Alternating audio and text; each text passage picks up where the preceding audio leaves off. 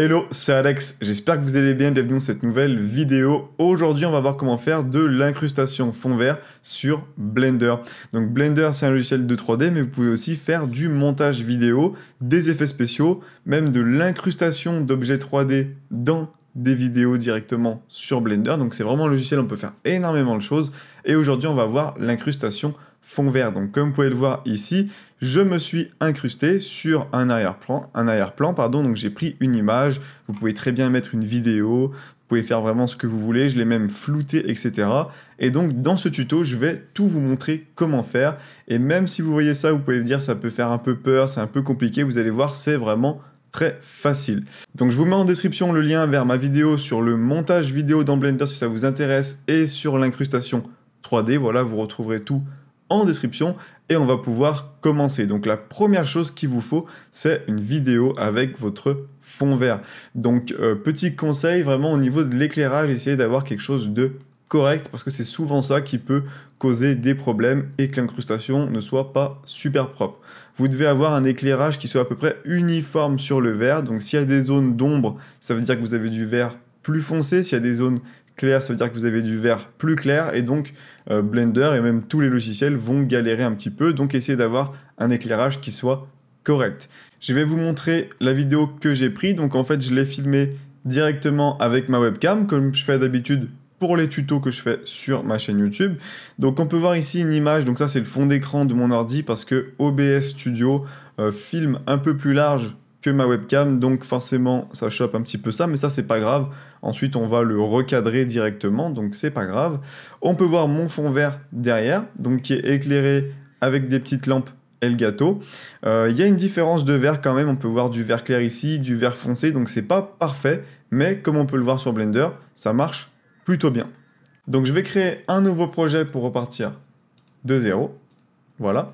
Donc une fois qu'on est là, la première chose qu'on va faire, c'est charger notre vidéo. Donc on va aller directement cliquer sur le petit bouton plus juste là. On va aller dans VFX et on va prendre Motion Tracking. Donc ici, on va pouvoir charger notre vidéo, donc on va cliquer sur Open. Donc là, je viens récupérer ma vidéo fond vert, je fais Open Clip. Donc là, on retrouve la vidéo qui est dans Blender. On peut zoomer, se déplacer comme ceci avec le clic molette. Et si on appuie sur le bouton play en bas, on va pouvoir lire notre vidéo. Alors là, première chose, elle se lit au ralenti. Pourquoi elle se lit au ralenti? Tout simplement parce que j'ai filmé en 60 images par seconde et Blender par défaut est en 24 images par seconde. Donc on va aller dans les paramètres ici. Et dans Framerate, ici, on va venir mettre le même nombre d'images par seconde que ma source vidéo. Donc ça, c'est très important. Moi, ici, je vais mettre 60, du coup, vu que j'ai 60 images par seconde. Si j'appuie sur Play, c'est tout de suite beaucoup plus fluide et ça match avec ma vidéo. Ensuite, on va aller directement dans Compositing, juste ici. Donc là, on arrive sur cette fenêtre, on clique sur Use Node. Donc là, on retrouve en fait notre rendu final. En fait, ça va être vraiment le dernier node qu'on va brancher. Et ici, en fait, c'est notre source. Alors là, par défaut, c'est la scène 3D, comme vous pouvez le voir ici. Donc nous, on ne veut pas faire de la 3D, voilà. Donc ça, on va le supprimer. Et on va le remplacer par un movie clip. Donc je fais Shift plus A, Search, et je tape Movie, et on va prendre Movie clip. Et tout en bas, on va pouvoir charger la source. Donc je clique ici. Et je prends ma vidéo. Et j'ai juste à connecter ici image avec le image de composite. Donc maintenant, si vous allez dans rendu ici, que vous cliquez sur render image, vous devez avoir un rendu non pas de la scène 3D, mais d'une photo de votre animation sur la frame ici, donc à 130 que j'ai mis. Donc si je mets à 0 et que je refais un rendu, j'aurai une image différente si elle veut bien apparaître. Alors, en 0, c'est normal, il n'y a pas de vidéo. Hop, on se remet sur 1 et on a une image qui apparaît. Donc si vous avez ça, déjà, c'est tout bon. Si jamais ça ne marche pas, n'oubliez pas de cocher le Use Node ici, sinon c'est normal que ça ne fonctionne pas. Ce qu'on va faire, c'est afficher le résultat en temps réel à droite ici, à la place de ce menu. Donc je vais en haut à gauche et on va remplacer ce menu par un Image Editor. Ensuite, ici, on va ajouter un node. Donc je fais Shift A, Search, et on va taper Viewer. Le viewer, on va le mettre juste là. Et on va connecter image ici au image du viewer. Donc là, on peut voir que sur l'arrière-plan de mon compositeur, eh ben, j'ai ma vidéo. Donc moi, j'aimerais ne pas la voir ici, mais j'aimerais la voir à droite. Donc je vais décocher le petit bouton backdrop ici. Et à droite, on va charger l'image en cliquant là et en prenant le viewer node. Et donc là, on aura en direct notre image et on pourra voir en même temps qu'on la travaille et qu'on la modifie, le résultat en direct. Donc le viewer, en fait, à quoi ça sert? Ça permet justement de voir notre image en direct sans avoir à refaire des rendus, etc. sur les modifications qu'on va faire dans notre compositeur. Et ça nous a permis de le charger pour visualiser notre image à droite. Donc avant d'enlever le fond vert, on va recadrer notre image parce que j'ai pas envie d'avoir cette partie ici, ni ma tapisserie ici juste à côté de mon fond vert. J'aimerais avoir que ma partie dans le vert. Donc comment faire pour faire ça? On va cliquer encore sur le petit plus ici. On va aller dans VFX et on va aller dans le menu Masking. Donc là, on va pouvoir créer justement un masque pour recadrer notre image et avoir uniquement notre fond vert. Donc là, ce qu'on va faire, c'est qu'on va cliquer ici et charger notre vidéo. Hop, donc je vais agrandir un petit peu ça. Et on va créer un premier masque. Donc je clique sur New juste là. On peut lui donner un nom. Donc moi, je vais l'appeler juste masque. Et ce qu'on va faire, c'est qu'on va faire Shift plus A. Donc là, on peut choisir entre un masque de type cercle ou de type carré. Donc moi, je vais prendre le carré. On va pouvoir le déplacer avec la touche G. Et je vais le mettre ici au milieu. Et je vais appuyer sur S pour l'agrandir. Et ce qu'on va faire, c'est que, voilà, je vais placer mes points comme ceci. Hop, pour prendre uniquement la zone verte. Alors le mieux, ça serait de prendre le plus proche de moi, comme ça au moins on évite les erreurs si le vert est pas parfait, etc. Sauf que dans ma vidéo, moi je fais des petits mouvements avec mes mains pour tester un peu le fond vert. Donc si je me mets comme ça par exemple, ça va forcément couper mes mains quand je vais les lever et faire coucou à la caméra. Donc hop, moi je vais me mettre comme ceci. Donc ça c'est notre premier masque. Ensuite on créera peut-être un deuxième masque pour dire je ne veux pas affecter certains endroits par rapport au fond vert. C'est-à-dire que ajouter le fond vert, ça peut faire des petits bugs, des petites erreurs, des petits trucs sur vous, sur votre t-shirt par exemple, si vous avez les yeux verts ou si jamais vous avez un t-shirt vert par exemple, etc. Donc on va pouvoir dire, bah il y a une partie que j'aimerais ne pas toucher et ne pas affecter par l'effet. Donc je vous montre ça juste après. On retourne dans notre compositing. Donc on va faire Shift plus A, Search, et je vais taper Key, et on va prendre le premier qui s'appelle Keying. Et on va le relier directement sur notre viewer. Pour l'instant, le composite, on s'en fout, donc je vais le débrancher. Donc je fais CTRL, je laisse appuyer sur clic droit en même temps, et je cut ma petite connexion. On verra ça à la fin. Donc là, j'ai pas mal de paramètres. Ici, dans Key Color, c'est là qu'on va mettre la couleur de notre fond vert. Déjà, ce qu'on va faire, c'est mettre notre masque. Donc on va faire Shift plus A, Search, on va taper masque. Je clique sur cette icône et je prends mon masque que j'ai créé et je vais le relier avec le premier qui s'appelle Garbage Matte. Donc là, on peut voir que le carré que j'ai fait tout à l'heure, ça m'a fait une découpe pile sur ce carré. Donc moi, j'aimerais l'inverse. En fait, j'aimerais que tout le tour soit enlevé, mais que moi, je reste. Donc, comme c'est l'inverse qu'on veut, on va ajouter un autre qui s'appelle Invert, qu'on va venir mettre juste là, qui va me permettre d'inverser l'effet. Et donc, on se retrouve comme ceci. Alors, on peut voir que mon t-shirt a disparu, et des bouts de ma chaise a disparu aussi, donc vous inquiétez pas, c'est normal. On va cliquer ici sur Key Color, et soit vous prenez du coup une teinte de vert directement, etc. Mais le mieux, ça va être de piquer une couleur. Donc je clique sur la petite pipette ici, et je vais venir prendre du vert. Donc en fait, alors je sais pas pourquoi il m'a enlevé le fond, je vais recliquer sur la pipette. On va prendre du vert, donc je vais pas prendre le plus clair, je vais me mettre un peu sur du foncé ici. Donc là, on peut voir déjà que ça marche pas mal. Après, on a des petites traces de vert vers les cheveux, mais on va essayer de le corriger tout à l'heure. Si jamais c'est pas parfait comme sur mon résultat ici, vous pouvez essayer de jouer ici avec la palette de couleurs pour trouver là où ça fonctionne le mieux. Mais moi, ce que je vous conseille et qui marche pas mal, c'est de réduire ici la petite barre de noir et blanc un peu plus sombre vers le bas et je trouve que ça marche un petit peu mieux quand on assombrit un petit peu le vert. Donc là, déjà, je trouve qu'on a un résultat qui est plutôt pas mal et on n'est pas obligé de créer ce qu'on appelle ici un core matte, c'est-à-dire un masque pour dire toute cette zone-là, j'aimerais ne pas l'affecter. Mais je vais quand même vous montrer pour le tuto, comme ça, vous saurez faire. Donc je retourne ici dans Masking, je vais en haut ici et je vais cliquer sur le petit bouton dupliquer. Ce masque-là, je vais l'appeler Core, comme ceci. Et on va faire un CTRL clic gauche juste ici. Donc je laisse appuyer sur CTRL, je fais clic gauche. Et on va en fait tracer voilà, des traits comme ça pour dire bah, toute cette zone, j'aimerais ne pas l'affecter. Alors on va pas passer pile poil sur le t-shirt comme ça, tout simplement parce que comme je bouge dans la vidéo, ça va faire des bugs avec notre fond vert. Donc le but c'est de s'éloigner un petit peu des bords, c'est pas grave. Et ça affectera pas en fait la partie centrale. En fait, on prend un petit peu de marge au cas où, justement, on bouge dans la vidéo. Donc moi, je vais faire comme ça. Quelque chose de très très simple.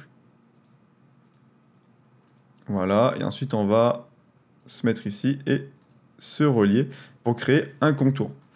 Je retourne dans mon compositing. Je duplique mon masque ici.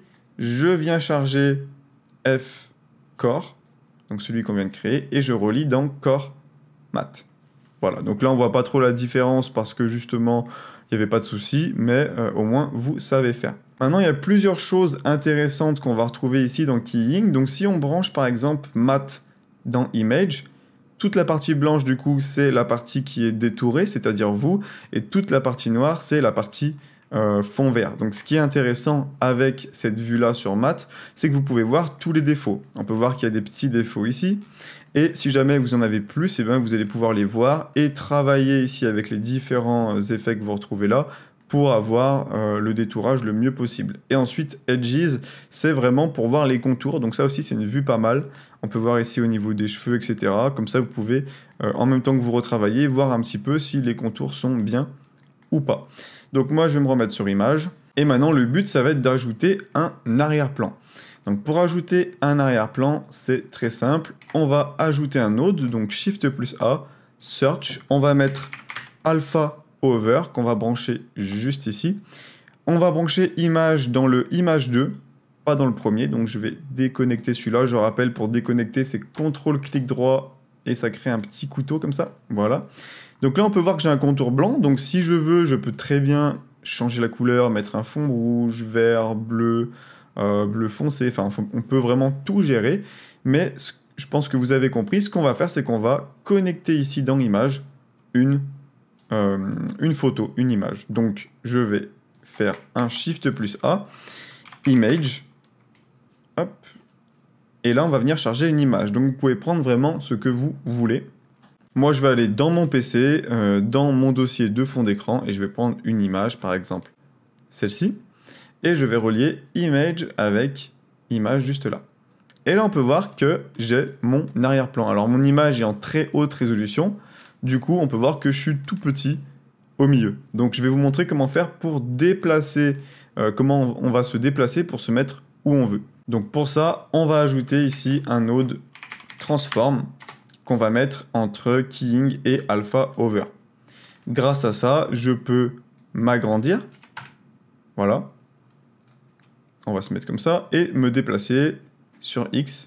Donc là, ça ne déplace pas beaucoup. Faut mettre des grosses valeurs parce qu'il y a une grosse résolution. Et sur Y pour coller le bas. Juste là. Voilà. Ensuite, si jamais vous voulez ajouter du flou sur votre image d'arrière-plan, par exemple, bah, c'est très simple. Il vous suffit, entre votre image et Alpha Over, de connecter un effet. Donc, par exemple, Shift plus A, Blur, que je vais connecter ici. J'augmente mes valeurs ici sur X, Y, et on peut voir que je floute mon image. Donc maintenant, on va voir pour améliorer les contours qui sont pas top ici. Ça va être très simple. On va aller ici dans Keying, et dans Post Blur, on va venir mettre 2. Et on peut voir que, en fait, ça va lisser un petit peu les contours comme ceci. Donc, moi, je vais me mettre sur 2, ça sera déjà un petit peu mieux. Ça sera un petit peu plus lisse aussi au niveau des cheveux. Et là, on est pas mal. Ensuite, ce que vous pouvez faire, c'est carrément resizer l'image de fond pour que ça fit mieux avec votre vidéo source en fait que vous avez mis. Donc pour faire ça, ici vous faites search, vous mettez scale, vous connectez ça ici et à la place de relative vous mettez par rapport au rendu, render size. Et là comme ça vous retrouvez la résolution de votre image source par défaut, comme ça vous ne vous retrouvez pas avec une image en 4900 par je sais pas combien si c'est l'image de votre fond.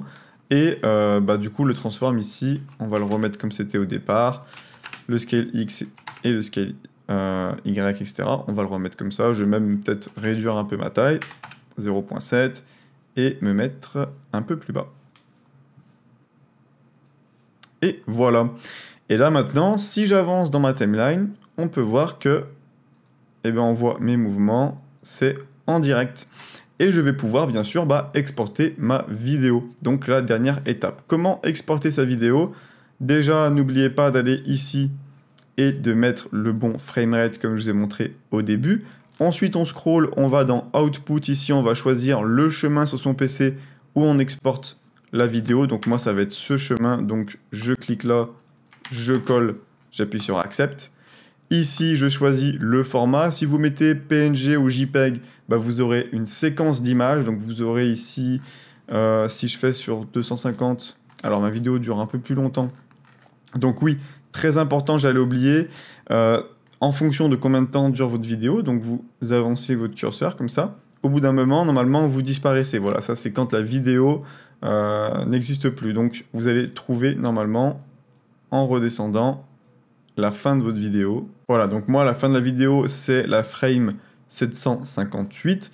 Donc dans End ici, si je veux toute ma vidéo, voilà, si je veux couper, je mets un petit peu moins, mais si je veux ma vidéo en entier, je vais prendre la dernière frame. Dans End ici, je vais taper 758. Vous pouvez aussi retrouver cette valeur ici, voilà, donc 758. Donc là, c'est tout bon. Donc comme je disais, vous pouvez exporter une séquence d'images ou alors une vidéo en MP4 directement. Donc pour faire ça, vous cliquez sur FF MPEG vidéo. Dans Encoding ici, vous allez retrouver MP4, QuickTime si vous voulez du point Move, etc. Moi ici, je vais mettre High Quality. Donc ensuite, pour faire le rendu, on va ici dans Render et on fait Render Animation, mais ça ne va pas fonctionner. Pourquoi? Parce que, voilà, on va pas oublier, on a le petit node Composite juste là que j'avais parlé au début, qui est vraiment l'export final. Hein. Le viewer, c'est juste pour avoir l'aperçu. On se connecte dessus. Voilà, on n'oublie pas de faire ça. Et maintenant, je peux faire le rendu de mon animation. Et vous allez voir que ça va me générer voilà, chacune des images. Donc, ça clignote, voilà, ça fait toutes les images. En haut à gauche, vous pouvez voir à combien d'images on est. Donc, 70, 80, 90, etc. Et on va laisser faire ça jusqu'à la fin. On peut voir également le petit curseur qui avance jusqu'à arriver à 758. Donc voilà, le rendu vient d'être terminé. Donc là, on peut voir, ça marche super bien. Le fond vert est super bien incrusté. C'est nickel. Donc voilà, j'espère que vous êtes arrivé à faire la même chose que moi. J'espère que vous êtes arrivé à faire votre incrustation avec Blender. N'hésitez pas à liker la vidéo, ça prend 1 seconde et ça m'aide énormément pour développer la chaîne YouTube.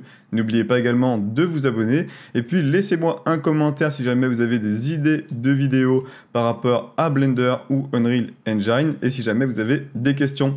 Donc voilà, c'était Alex et je vous dis à bientôt. Ciao!